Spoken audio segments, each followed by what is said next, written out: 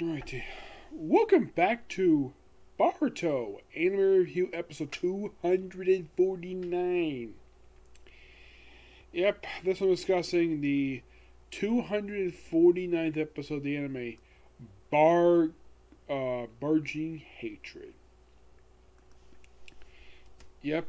Now, this, of course, is another one of these anime original episodes. This is part of the Hidden Mist arc. This is all the Futo versus Hidden Mist arc for the series. Yeah. This one is an episode that does follow up with what happened last time. Like, in the last episode, in case you forgot, they killed off Himiko, which kind of felt like to me was an afterthought, especially how she was treated in the aftermath. Where, like, they have her grave in the episode, and it's smaller than Kagura's. I get the fact Kagura's an important character, but I kind of felt as though that killing her off was a mistake. I still feel that way a week later.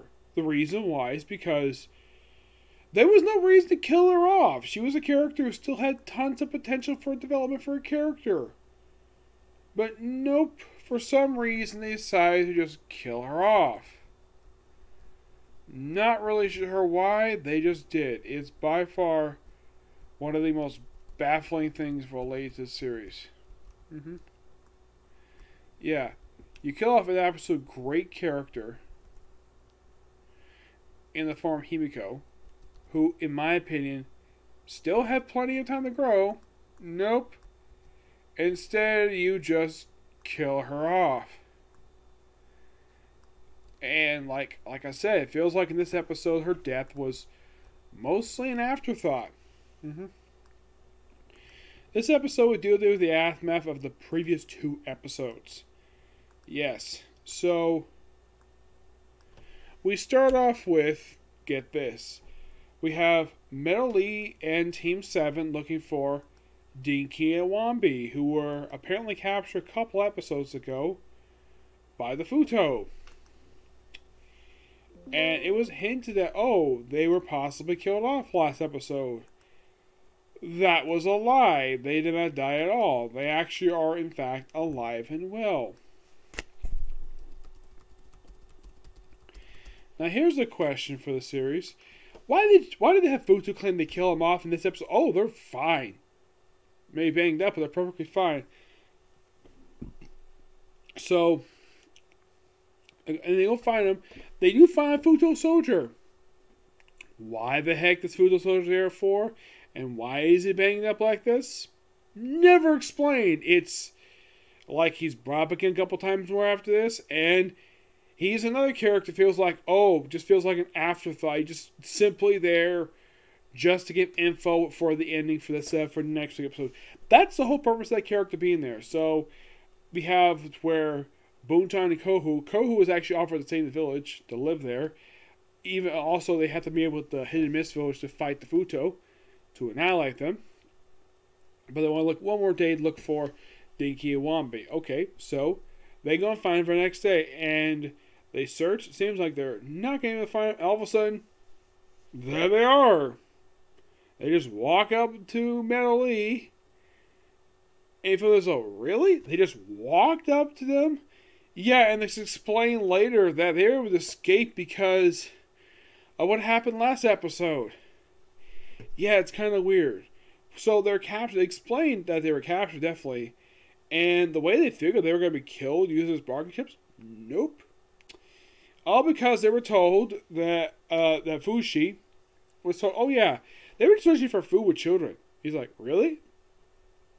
And then he just leave him tied up and just lock him up. And that's it. It's like he's going to be bothered with these two Hidden Leaf Shinobi. I mean, you're shocked if I could have captured them two really easily. But here's the reason why they were captured. He was like, I don't want to be bothered with this. I have better stuff to do. And then, of course, they come back later on where it happened last episode. Oh, by the way, they kind of confirmed that Fubushi is dead. They kind of confirm he is dead, despite the fact he could still kind of be alive. But no, they say he's dead. I'm like, could you at least show a freaking body? Because he was wounded last episode. They never show him dying. All of a sudden, oh, he's dead now. Okay. Moving the plot along here. So, they move the next day, and then, of course, basically you have Boruto, who can think of forgiving Fubushi for King Kaga and Himiko. So he goes out and just goes some scouting because he couldn't sleep a little bit early. So he's there, and then all of a sudden he's attacked by a Fudo soldier, who's not wearing a mask for some reason. I thought that was kind of weird. Yeah, I thought this was weird. Like, if he's one of the soldiers, usually these guys are masked up a lot of the time in the series. And as far as I can tell, there's no reason for this at all. And then, like, he's fighting him, and all of a sudden a kid attacks him. Like, what the heck is this? And the kid turns out he's the son of the guy who got supposedly killed off last episode. Like, okay, he's got a son now. Okay. So, then of course Sawa chases him off, and of course Boruto explains who he is. And of course it's confirmed this guy is, in fact, Fubushi's son. And it turns out that what happened with this little hatred, it begins even earlier on when he injured Cyrene. That was a few episodes ago. Like, okay.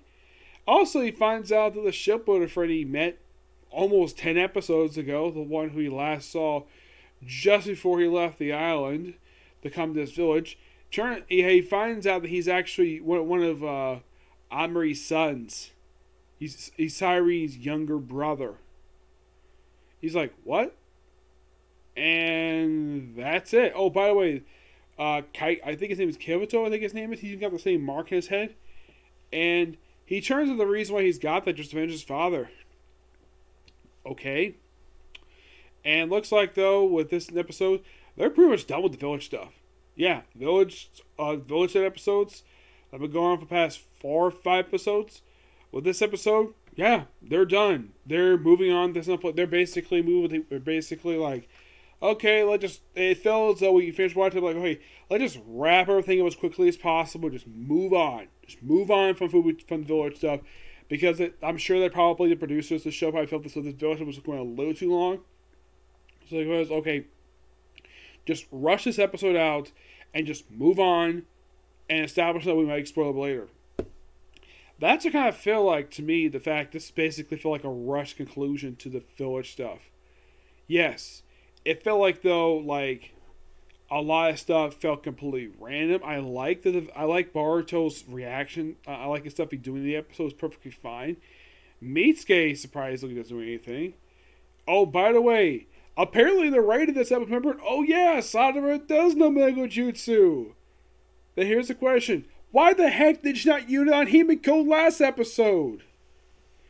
I'm like, seriously, writers. Okay, you remember this week she's got it, but last week you completely forgot that she and Iwambi, actually Iwambi wasn't here, so you could have Sada use Mega Jutsu. Oh no, we can't have her use that because we have to kill off this. You think it's an unimportant character. Himiko was a great character who had potential to have a huge amount of development, in my opinion. But no, you kill her off. You bring her back first time in over 200 episodes. You have her around for a pretty good period of time. Seems like, though, we're getting some development with her. She seems like a very interesting character. We have her have potential love interest, the former Metal Lee. Nope, kill her off because we can't have that. We have a women refrigerator mode because we have to have that stupid nonsense in this anime. Now, as far as I can tell for anime I have seen that from Japan, they have never pulled this show before that I've seen, where you kill off a female character to advance a male character. Of all the anime I've watched, wait, actually scratch, there's actually one anime I've seen this in. They did this in Mobile Suit Zeta Gundam. Yeah, they killed off the main character's love interest, not want to advance his character. Of course, here's the thing. That was back in the early 80s. This is 2022. And by the way, that name was developed by Gail Simone. Even she pointed out that this trope is stupid. A lot of readers for comics, even people probably watch stuff like this trope is really stupid. Why the heck Boruto pulled this bull crap is complete utter nonsense. I mean, does it advance Millie's character at all? No. Yes, I do not believe that this advances character at all. Because here's the thing. This character was introduced back in episode 3. And by the way, episode 3 came out roughly 5 years ago. 5 years ago, and Melody has had very little development over the course of the past 5 years the show has been on the air. And, oh, do they kill off the advanced Melody's character? A character who's been barely advanced in the series. As it is, his father got a boatload of development over the course of Naruto Shippuden, and I love that character. I mean, like some essential episodes he's in, episodes focused on him, but he at least is a great character, and he gets a ton of development. His father got great development. Mel Lee has got jack frickin' squat in this series.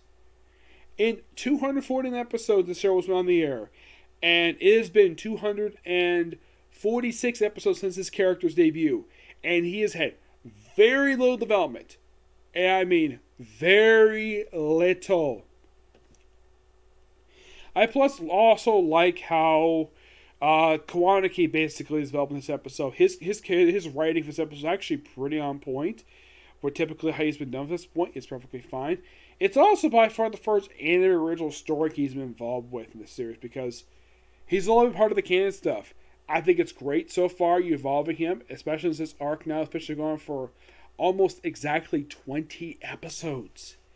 Can you believe it? 20 episodes? And, like, prior to these last couple episodes, this arc has been good. Really good. Yes. And then we come to these last couple episodes where I felt as though last week's episode was a pretty good episode until they basically kill off Himiko completely random. And this episode felt rushed. Yes, it felt as though we had to wrap up everything related to the village in this very episode just because the next episode is the 250th episode of the series. Yes, by the way, my first anime review series reaches far for next week when I do this. But, wow. I especially didn't like it when they show Himiko's grave, and her thing is tiny compared to Kagura's. I get the fact Kagura is a important character for this original stuff, which by the way, they mentioned that first time was canon thanks to the manga bringing it up. But Himiko was still a character introduced in the very same arc. She may not got much development he's gotten, but I felt as though she got a pretty good amount of development, and she could develop even more. But no, we had to kill her out the potential developmental Lee. A character who, like I said, who is barely developed in over 200 episodes since his character's debut. As a matter of fact, his debut episode wasn't really about him at all. And you're thinking, really? Yeah, really. Watch the episode. He's barely involved in the episode. Yeah, that was part of the ghost. That was part of the ghost stuff. Yes. I'm not gonna harp more on this episode because this is by far like the most rushed episode I've seen for the series in a long time. Like, what was the last episode I felt this though? I felt this rushed. We had the rush through an episode. I haven't seen anything like this since the Mitsuki disappearance arc. Yeah, it's been that long. So here's the question though. How much longer we can have this arc drag on for? Because, yeah, the arc has potential to be a pretty good arc. I mean, who knows? It depends. Based on the titles next few episodes, we could wrap this up in the next couple episodes. Who knows? It just depends on Studio Pierrot. Yes, it all depends upon them. We'll find out soon. Okay, so that's it for particular review. Do I think I'll probably do a video tonight? It's possible. I'll probably do the comic corner, okay? Next video. Bye.